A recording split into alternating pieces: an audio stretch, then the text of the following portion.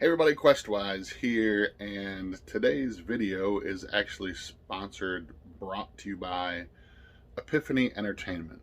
I've been talking with the sort of head design person at Epiphany Entertainment. His name is Morgan Lean.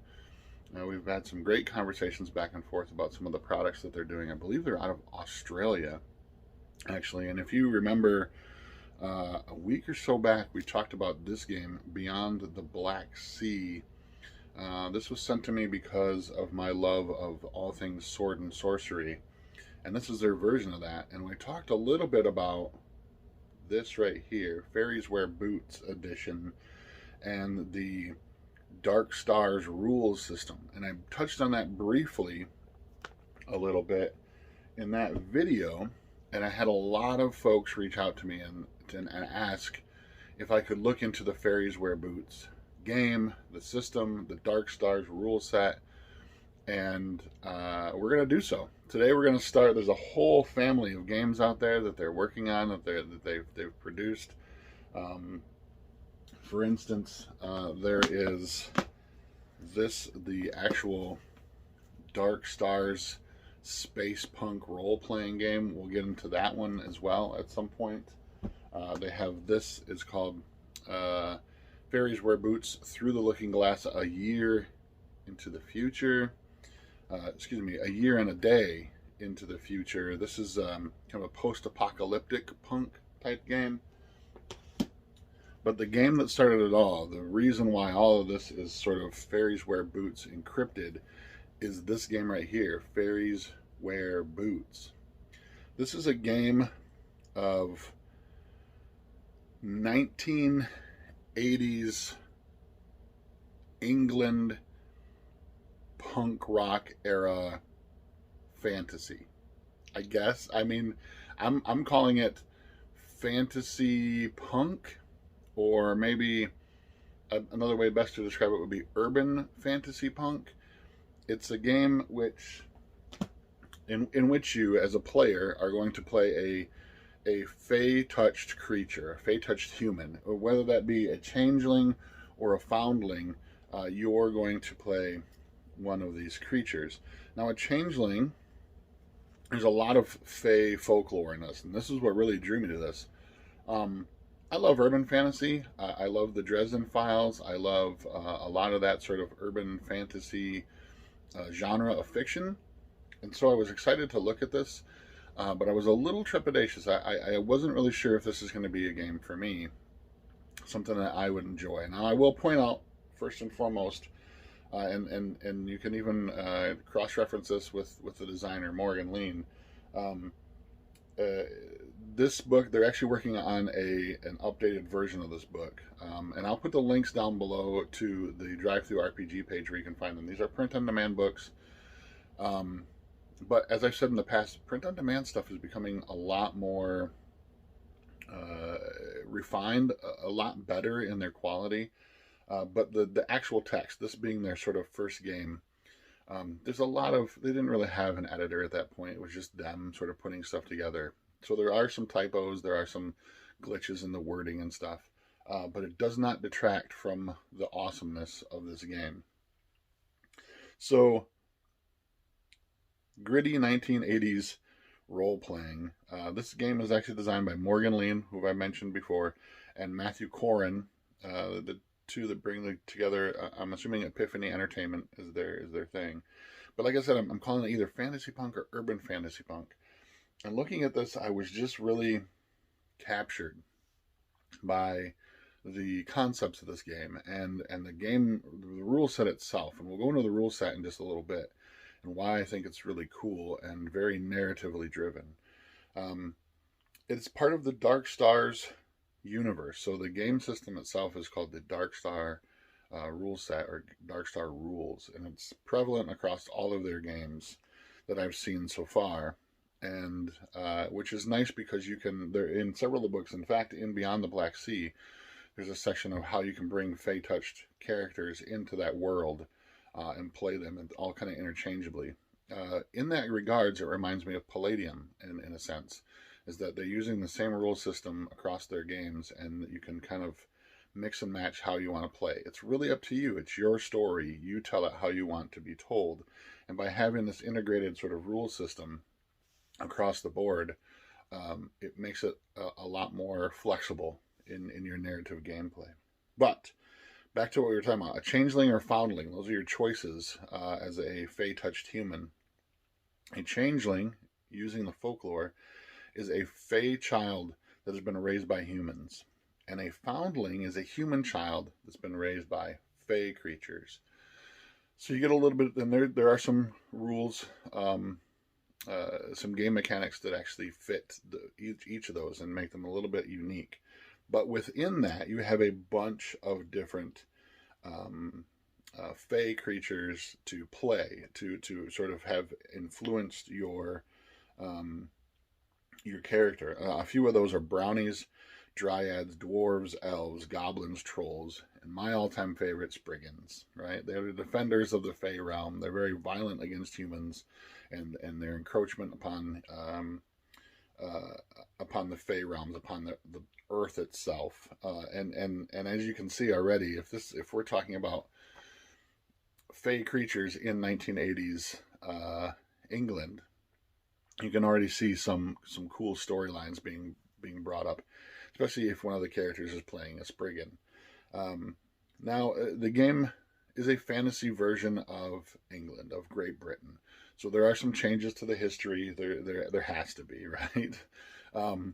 But there's some changes to the history and the way that the sequence of events that happened in the 80s. But there's a lot of cool references to historical events and historical people in historical places like London and such like that as well.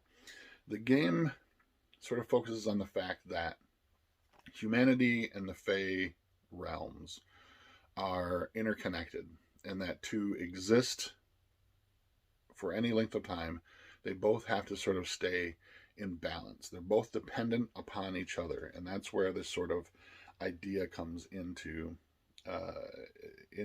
birth, is that these characters are going to interact with the real world, but set in a time period in England when punk rock and politics and attitude and religion were all at a high peak of the boiling point, right, of time. And so you can see a lot of cool influences of fun stuff that can be drawn from history, as well as some folklore to make this game really fun and exciting and tense.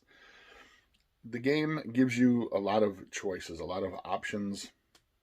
I really like the fact that this game, at its core, is very simple. It is a D100, basically a D100 system, where you're rolling percentile dice to judge outcomes of rolls and actions. It uses D6s for damage. It uses some familiar tropes as well too from other games, like hit points, perks and flaws, life paths, skills, so stuff that you'll be familiar with. And while at its core, it's a very simple game, they give you a lot of options, a lot of cool stuff that you can add on and make the complexity what you want it to be. One of the other things that I really think is interesting about this game is that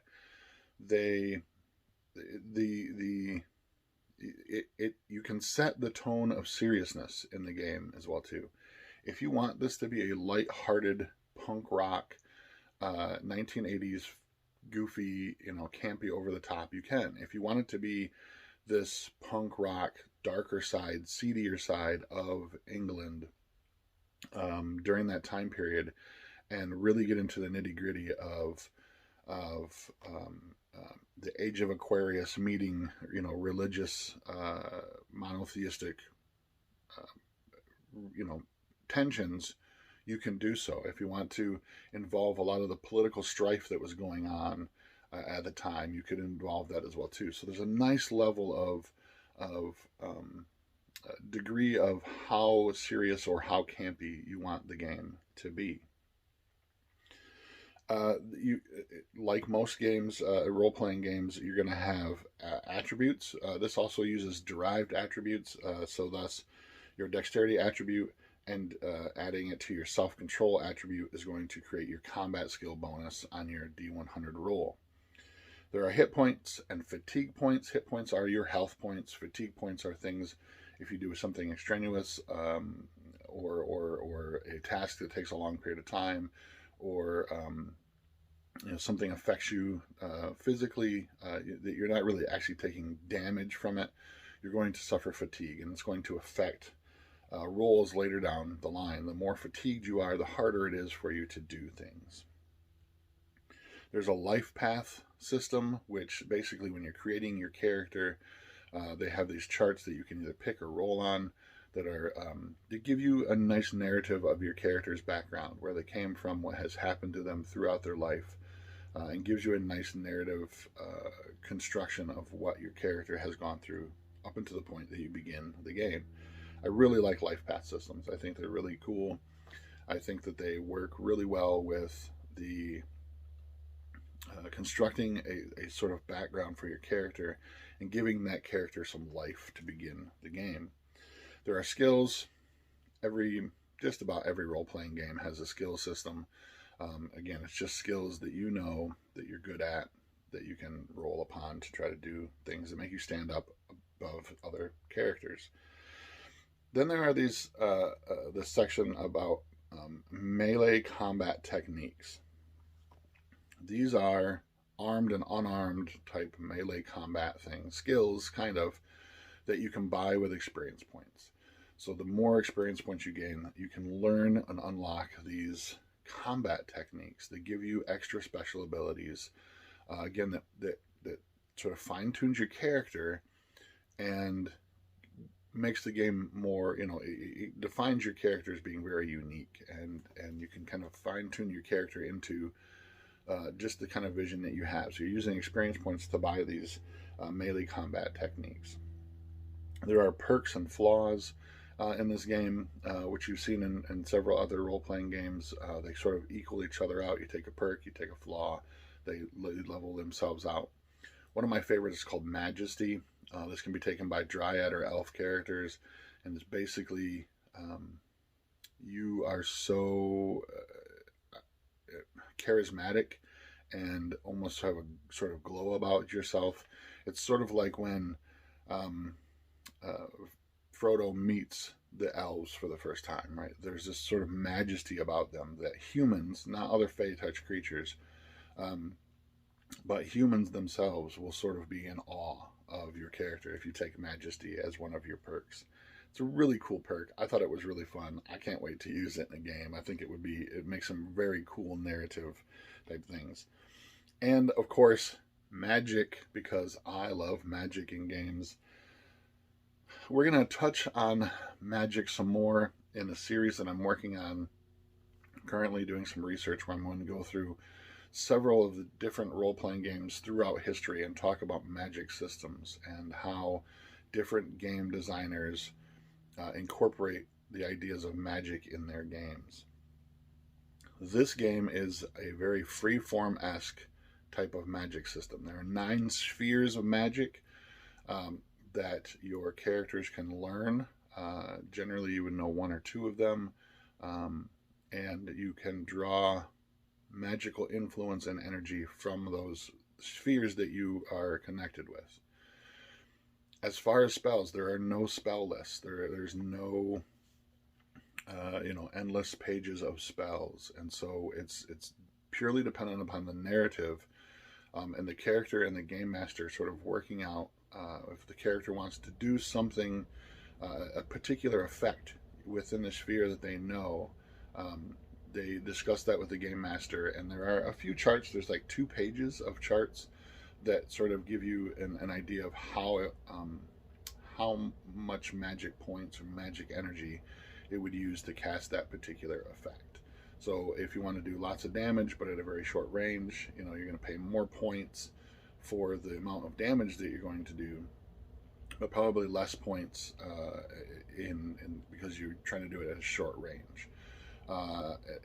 Converse to that, if you want to have a spell that does a little bit of damage but it's going to hit something very far away and has an area effect, again, the points, sort of these charts give you those options to do that, and it's kind of freeform.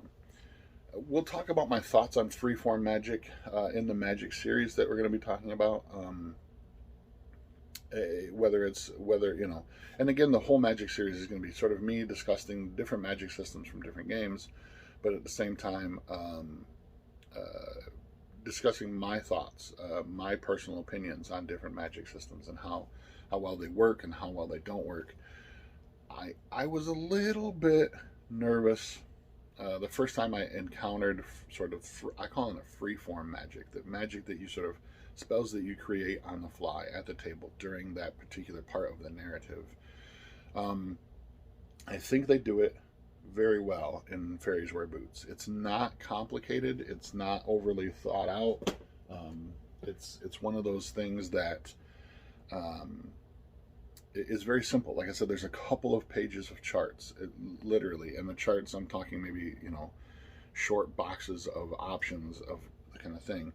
So it's not like overwrought, it's not overthought, it's not, you know, it's very simple in the way that it is sort of portrayed, and I appreciate that very much, because sometimes when you're trying to do magic that is, and we'll talk about once, and you'll see a particular game in the series that I'm going to talk about this in, sometimes the magic is just, they want to capture a certain feel for the magic, but they want it to be freeform, and at the same time that makes it very complicated. There are tons of pages of theories and rules on how those things work. This, super simple. Again, I really appreciate that about that. Faeries Wear Boots. A cool concept, urban fantasy sort of game, 1980s in England, playing Fey touch creatures. The artwork in this book, as you've seen throughout the video, is very, very cool. It very, very much fits the aesthetic of the game itself.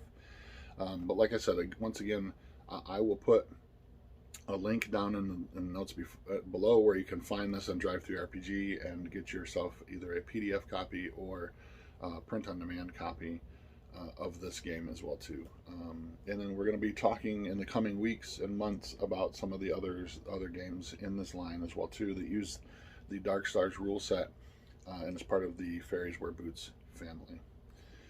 If you'd like to support the channel, I'm always trying to keep these videos now ad-free because they annoy the heck out of me, and I know that they annoy the heck out of you. So if you'd like to support the channel, I'll also have a link down below to the Patreon page. It's $5 a month. There's no real perks or anything to it. It's just helping support the channel. What I do with that money, though, is I, in turn, use it to better the channel, to upgrade some equipment, to buy new games, to give things that I think that you'll find interesting as well, too. So until next time, I'm Questwise. Stay safe. Game on, my friends.